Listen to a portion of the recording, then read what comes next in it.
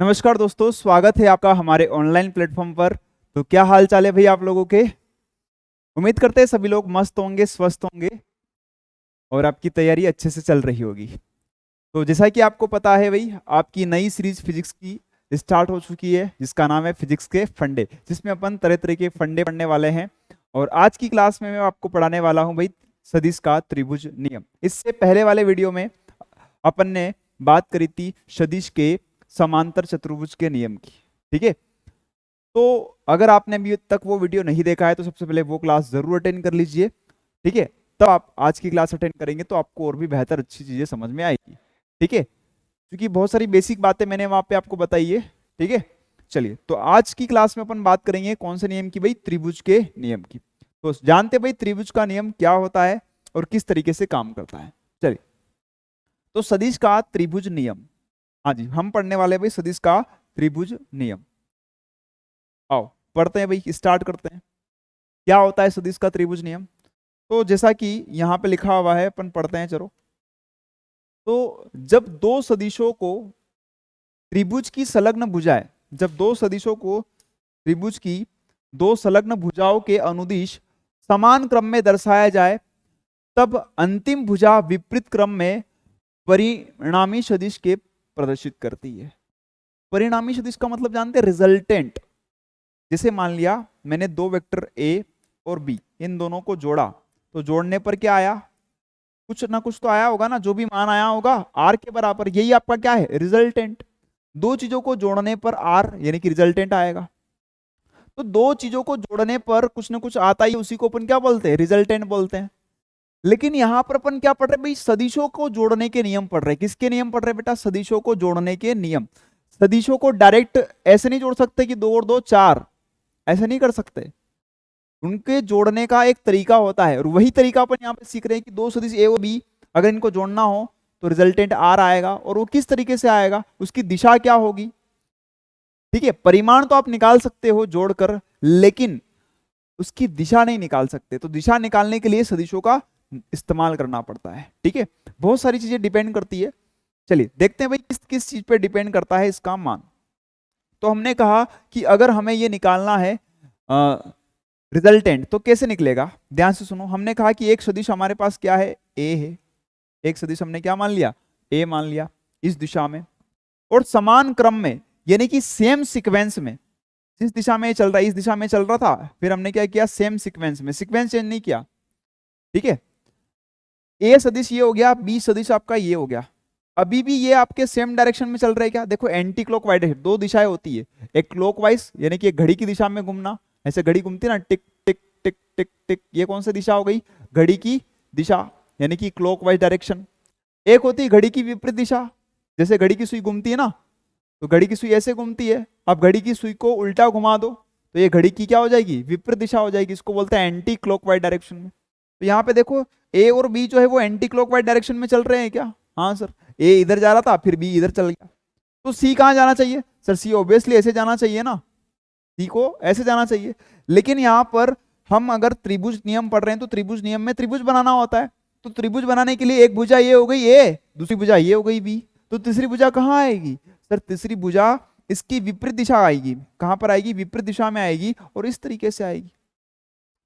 तो जो विपरीत, देखो यहाँ पे लिखा हुआ ना, अंतिम भुजा जो है वो विपरीत क्रम में परिणामी सदिश को प्रदर्शित करती है। मतलब सदिश ए और बी को इस तरीके से रखा गया है, तो इसका जो रिजल्टेंट आर है, परिणाम इधर आर के बराबर इस तरीके से आएगा। तो दोनों को जोड़ने पर जो रिजल्टेंट आएगा उसकी दिशा इस दिशा में होगी, ये त्रिभुज नियम कहता है।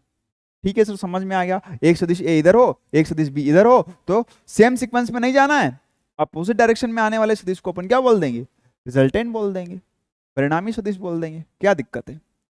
ठीक है, जैसे हमने कहा हमारे पास एक सदिश ये है, बोले इस दिशा में जा रहा है, बोले जाने दो, फिर क्या करें, सदिश बी को बुला के लेके आओ, सदिश बी ये इस दिशा में जा रहा है, ठीक है भाई जा रहा है तो जाने दो। अब क्या करें, बोले इसका रिजल्टेंट निकालना है, परिणामी निकालना है। इन दोनों को जोड़ दिया है हमने और हमें क्या निकालना है, रिजल्टेंट निकालना है, परिणामी निकालना है। कैसे आएगा सर, नीचे से ऊपर की ओर जाते हुए आएगा। क्यों आएगा, क्योंकि एक भाई साहब इधर जा रहे हैं, एक भाई साहब इधर जा रहे हैं, तो उल्टी दिशा में आते हुए जो सदिश आएगा उसी को अपन रिजल्टेंट बोलेंगे।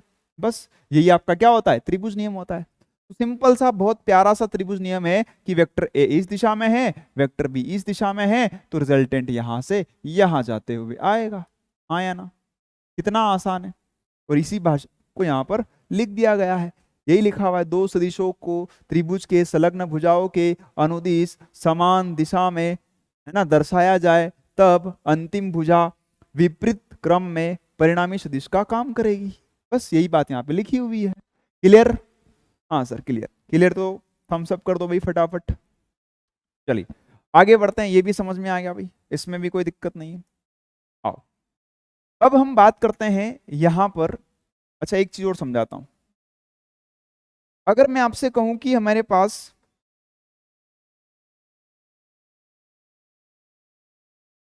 एक सदिश ए इस दिशा में है, एक सदिश बी इस दिशा में है, और यहां पर कोई कोण है। मैंने कहा कि यहां पर जो कोण है ना वो मान लिया 120 डिग्री का है। कितने का है बताओ? 120 डिग्री का है। वेक्टर ए ये है, वेक्टर बी ये है। ठीक है, तो यहां पर आपसे पूछा गया है कि वेक्टर ए और वेक्टर बी के बीच कोण ज्ञात कीजिए। कोण ज्ञात कीजिए। आप कहेंगे सर ये वेक्टर ए और बी के बीच में कोण बना तो रखा है, फिर काहे पूछ रहे हो ए और बी के बीच का कोण? अरे भाई साहब ये ए और बी के बीच का कोण नहीं है। क्यों नहीं है? क्योंकि ये वेक्टर ए का जो हेड है और ये वेक्टर बी की जो टेल है, इसके बीच का कोण है। हाँ जी, अगर आपको ए और बी के बीच का कोण चाहिए तो इस वेक्टर ए को यहां से आगे शिफ्ट करना पड़ेगा यहां पर, क्योंकि दो वेक्टर के बीच में अगर आपको कोण निकालना है तो या तो आप टेल से टेल मिलाओ या फिर हेड से हेड मिलाओ। बेसिकली हम जो नियम यूज करते हैं वो कौन सा यूज करेंगे भाई? टेल से टेल। तो टेल से टेल मिलाएंगे तो जो भी कोण बनेगा वही कोण आपका थीटा कहलाएगा, वही कोण कहलाएगा आपका सदिश ए और बी के बीच का। तो सदिश ए और बी के बीच का जो कोण आएगा वो यहां पर इस तरीके से आएगा। ये वाला कोण आपका ए और बी के बीच का कोण कहलाएगा। तो ये कितना आएगा? ये 120 है। और ये पूरा कितना होता है सर? ये पूरा होता है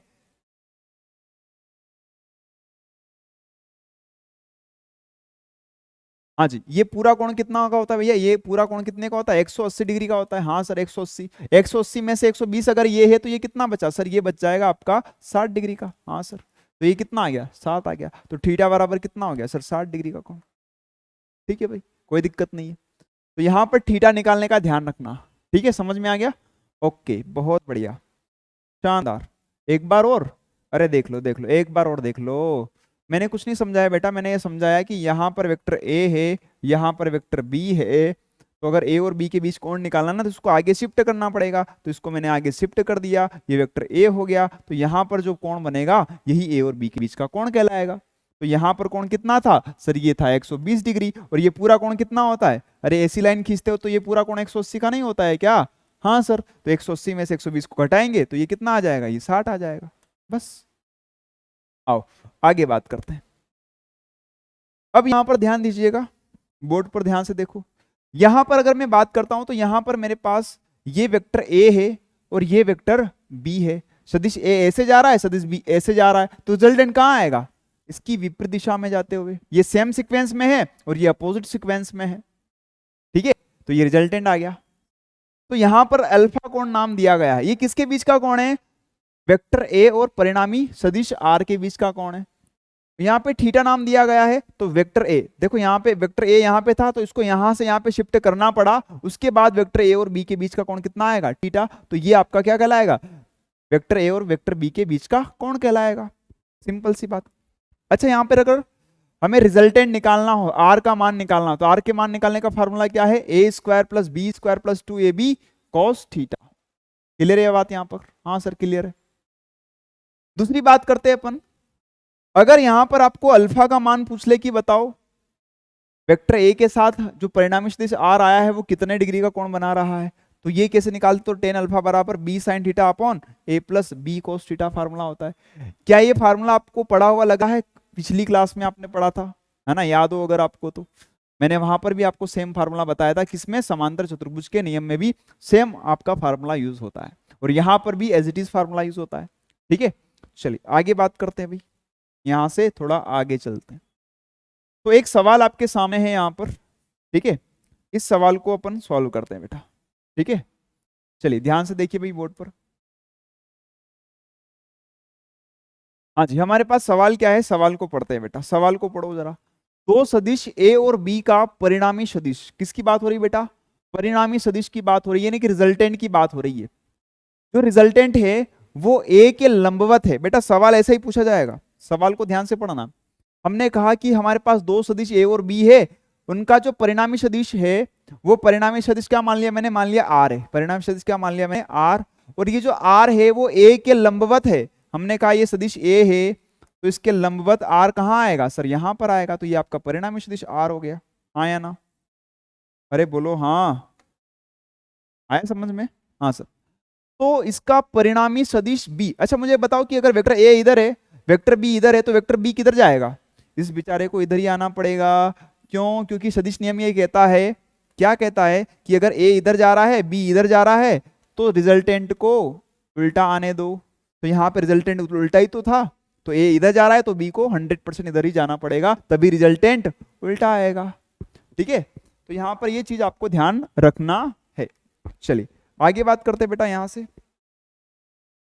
अब हमने कहा कि सर हमें क्या निकालना है भाई, कोण निकालना है, किसके बीच का, ए और बी के बीच का कोण। ठीक है, अच्छा कुछ इंफॉर्मेशन भी दे रखी, क्या दे रखी है कि जो रिजल्टेंट है इसका परिमाण यानी कि मैग्नीट्यूड, संख्यात्मक मान सदिश बी के परिमाण के आधे के बराबर है। तो सदिश बी ये है और सदिश बी का आधा कितना होगा, तो सदिश बी का आधा कर देंगे तो ये किसका मान आ जाएगा, ये रिजल्टेंट आर का मान आ जाएगा, ऐसा बोला गया है। तो आपसे पूछ रहा है कि ए और बी के बीच का कोण ज्ञात कीजिए। भाई साहब ए और बी के बीच का कोण निकालना है, तो ये हमने यहाँ पे लिख दिया कि मान लिया कि इन दोनों के बीच में ये वाला जो एंगल है अभी कितना है भाई, थीटा है। कितना है, थीटा है। चलो इस डायग्राम को अपन पीछे ले लेते हैं और पीछे अपन इसको सॉल्व करते हैं नेक्स्ट पेज पर, मतलब हाँ जी नेक्स्ट पेज पे चलते हैं भाई साहब। ओहो सवाल आ गया, नेक्स्ट पेज कहाँ है, ये रहा आपका नेक्स्ट पेज। चलो यहां पर देखते हैं इस सवाल को नेक्स्ट पेज पर। अब देखो हमने कहा कि ये वाला जो कोण है अगर थीटा है तो मुझे बताओ साइन थीटा बराबर क्या होता है बेटा। हेलो हेलो हेलो, खाना खा के जाना, इधर ध्यान दो। साइन थीटा बराबर कितना होता है सर, साइन थीटा बराबर, यहां पर ध्यान दीजिएगा, साइन थीटा बराबर क्या होता है सर, परपेंडिकुलर अपॉन हाइपोटेनियस, है ना। लाल बट्टे कक्का, क्या बोलते हैं भैया, लाल बट्टे कक्का यानी कि लंब बटे कर्ण, सीधा हिंदी में भी लिख देता हूं भैया, है ना, तुम पता नहीं क्या समझ जाओगे वरना। लंब बटे कर्ण होता है सर, हाँ सर होता है, बस यही लिखा हुआ है। तो बताओ साइन थीटा बराबर, साइन थीटा बराबर लंब, लंब क्या है बताओ, आर, तो आर को ऊपर रख दो। नीचे क्या है ए को नहीं, ए नहीं, कर्ण क्या है बताओ, बी, तो बी को नीचे रख दो। आर का मान कितना है सर, आर का मान तो बोला है b/2, कितना बोला है b/2, तो b/2 रख दो ना, क्या दिक्कत है, से रख दिया हमने सर b/2 अपॉन में क्या है b, तो b से b गया, क्या बचा बताओ 1/2। तो साइन थीटा बराबर कितना आ गया, 1/2। अब बताओ थीटा बराबर 1/2 आ रहा है, मतलब साइन थीटा का मान कब 1/2 होता है, अरे साइन 30 का मान सर, साइन 30 का मान 1/2 होता है। इसका मतलब क्या आया, थीटा बराबर कितना आ गया 30 डिग्री। ओए होए, थीटा का मान आ गया है, थीटा का मान कितना आया 30 डिग्री आया। लेकिन भाई साहब हमें पूछा क्या था, हमें ए और बी के बीच का कोण पूछा है। अरे रे, ए और बी के बीच का कोण कैसे निकालेंगे, कहाँ है, ए और बी के बीच का कोण पूछा है, कैसे निकालेंगे सर, हमें क्या करना पड़ेगा, वेक्टर ए इधर वेक्टर बी इधर, तो वेक्टर ए की शिफ्टिंग करनी पड़ेगी क्या, हाँ सर शिफ्टिंग कर दो, इसको आगे खिसका दो। तो ये कोण कितना आया सर, ये आया है हमारे पास 30 डिग्री, थीटा बराबर कितना आया 30 डिग्री। तो ये कोण पूरा कितना होता है सर, ये होता है पूरा 180, 180 में से 30 तो ये है, तो ये बचा कितना भाई साहब, ये बचा हुआ है 150 डिग्री। और शानदार, इसका राइट आंसर क्या बनेगा, B for Bablu, B for Bablu is the right answer. Yes, clear है क्या भाई, हाँ जी क्लियर हो गया होगा सवाल, बहुत प्यारा सवाल था। अगले सवाल पे चलते भाई, हाँ जी अगले सवाल की तरफ बढ़ते हैं भैया, यहां तक की बात आप लोगों को क्लियर होगी, इसमें कोई इशू नहीं होगा। आओ अगले सवाल की तरफ बढ़ते हैं। अब अगला सवाल क्या है हमारा, अगला सवाल देखिए भाई, अगला सवाल क्या है। अब बोर्ड पर ध्यान दो बेटा, focus on the board. Hello hello, इधर ध्यान दो। एक बिंदु पर कार्य करने वाले, एक बिंदु पर कार्य कर रहा है किसी एक बिंदु पर, कौन? एक बिंदु पर कार्य करने वाले दो बल कार्य कर रहे हैं किसी एक बिंदु पर, के परिमाण का योग ए 18 है। कितना है? 18। हमने कहा कि एक सदिश ए मान लो, एक सदिश बी मान लो, और दोनों का जो योग है वो कितना है? 18 है। परिमाण का मतलब क्या है? संख्यात्मक मान। और उनके परिणामी का परिमाण, यानी कि उनका जो रिजल्टेंट है आर, उसका जो मान है, उसका परिमाण है कितना दिया है? 12 दिया है। यदि परिणामी बल छोटे परिणामी बल के साथ, यदि परिणामी बल यानी कि जो रिजल्टेंट है वो छोटे परिणामी बल के साथ 90 डिग्री पर है। हमने कहा कि एक छोटा परिणामी बल क्या मान ले, मैंने कहा कि छोटा परिणामी बल ए मान लो। इस ए के साथ जो रिजल्टेंट है वो कितने डिग्री के एंगल पर है भैया? 90 डिग्री के एंगल पर है। कितने डिग्री के एंगल पर है? 90 डिग्री के एंगल पर है। तो बताओ, वेक्टर ए ये है तो वेक्टर बी को किधर जाना पड़ेगा? इधर जाना पड़ेगा। वेक्टर ए यहां पर है, वेक्टर बी को यहां जाना पड़ेगा, तो ये क्या बन जाएगा? रिजल्टेंट बन जाएगा। हाँ सर। अब क्या दिक्कत है? कोई दिक्कत नहीं सर। चलिए, तो क्या निकालना है? तो सवाल में बोला है यदि परिणामी बल छोटे परिणामी बल के साथ 90 डिग्री पर है तो बलों के परिमाण क्या होंगे, यानी कि ए और बी का मान क्या होगा, ये आपसे पूछ रहा है। दो चीजें दे रखी है, ए प्लस बी बराबर 18, परपेंडिकुलर आर, रिजल्टेंट आर बराबर कितना दिया है? 12 दिया है। और ये जो रिजल्टेंट आर है ये वो ए से कितने डिग्री के एंगल पर है? 90 डिग्री के एंगल पर है। ये तीन बातें आपको दे रखी है सवाल में।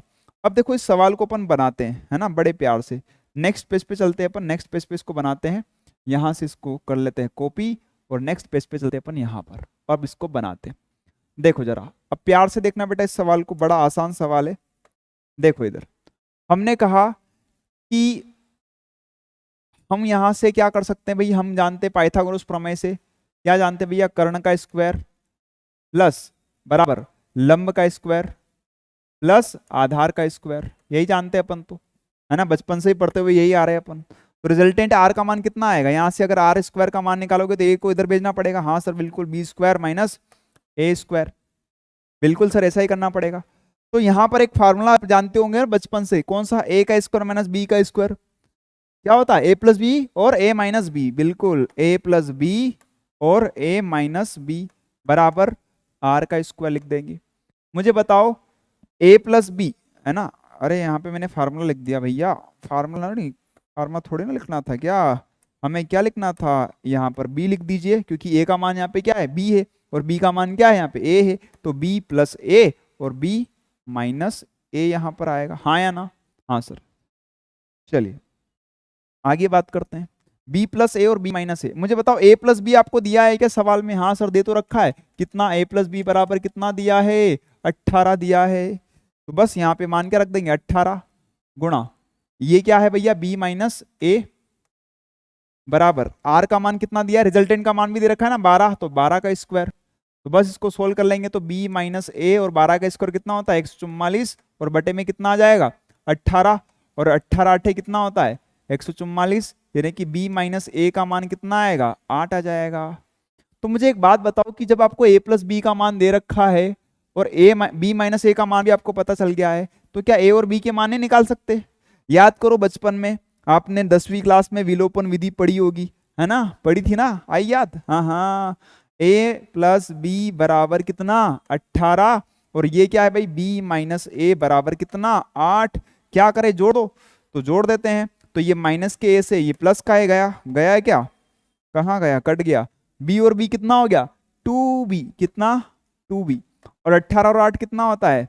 ये हो गया कितना? 26। तो 2 से इसको काट दो, कितने बार कटेगा? 13 बार। तो b का मान कितना आया? सर b का मान आ गया हमारे पास 13। तो बताओ, यहां से a का मान निकाल सकते हो क्या? निकाल सकते ना? हाँ जी, कहीं पे भी मान रख दो भैया, यहां पर रख दीजिए a प्लस, इस समीकरण में मान रख दीजिए। a प्लस बी का मान कितना है? 13 है, तो 18 में से 13 जाएगा, कितना बचेगा? हाँ जी, 18 में से 13 माइनस कर देंगे तो कितना बचेगा? a बराबर 5। तो a का मान कितना आया? 5, और b का मान कितना आ गया? 13। तो a का मान 5 है, b का मान 13 है। तो बस यही आपके इस क्वेश्चन का आंसर बनेगा। देखो यहाँ पर, तो a का मान, हाँ जी, a का मान 13 और 5, option number C is the right answer. ठीक है, एक का मान 13 आ रहा है, दूसरे का मान कितना आ रहा है 5 आ रहा है, तो 13 और 5 आपके इस क्वेश्चन का राइट आंसर बनेगा। क्लियर है क्या? चलिए, तो उम्मीद है भाई सभी को ये चीज क्लियर हो चुकी होगी बड़ी आसानी से। चलिए, तो आज की इस क्लास में अपन इतना ही रखते हैं भाई, मुलाकात करेंगे अब अगली क्लास में अगले कॉन्सेप्ट के साथ। ये कॉन्सेप्ट यहीं पर समाप्त करते हैं। मैंने 2 क्वेश्चन भी आपको इसके करा दिए हैं, किस तरीके से प्रश्न पूछा जाएगा और कैसे आपको सॉल्व करना है। ठीक है, चलिए, तो जिन भी बच्चों ने अभी तक एप्लीकेशन को डाउनलोड नहीं किया है, सबसे पहले आप लोग एप्लीकेशन को डाउनलोड कर लीजिए। और जो भी बच्चे टेलीग्राम से जुड़ना चाहते हैं, वो डिस्क्रिप्शन में लिंक मिल जाएगी आपको, डिस्क्रिप्शन में लिंक दे गई है, एप्लीकेशन की भी लिंक दी गई है, वहां से आप डाउनलोड कर सकते हैं एप्लीकेशन को। ठीक है, साथ ही साथ चैनल को सब्सक्राइब कर लीजिए अगर आप नए हैं तो। और अगर आप व्हाट्सएप ग्रुप से भी जुड़ना चाहते हैं तो आपको एक नंबर दिख रहा होगा साइड में, दिख रहा है क्या? अरे दिख रहा है क्या? हाँ, तो वहां पर आपको क्या करना है, आपको अपना नाम, अपने जिले का नाम और आप काय की प्रिपरेशन कर रहे हैं, तीनों चीजें आप लिख करके मैसेज कर दीजिए, आपको व्हाट्सएप ग्रुप से भी जोड़ दिया जाएगा। चलिए, तो आज की इस क्लास में इतना ही रखते हैं, मुलाकात करेंगे अब अगली क्लास में। तब तक के लिए मुस्कुराते रहे, धन्यवाद।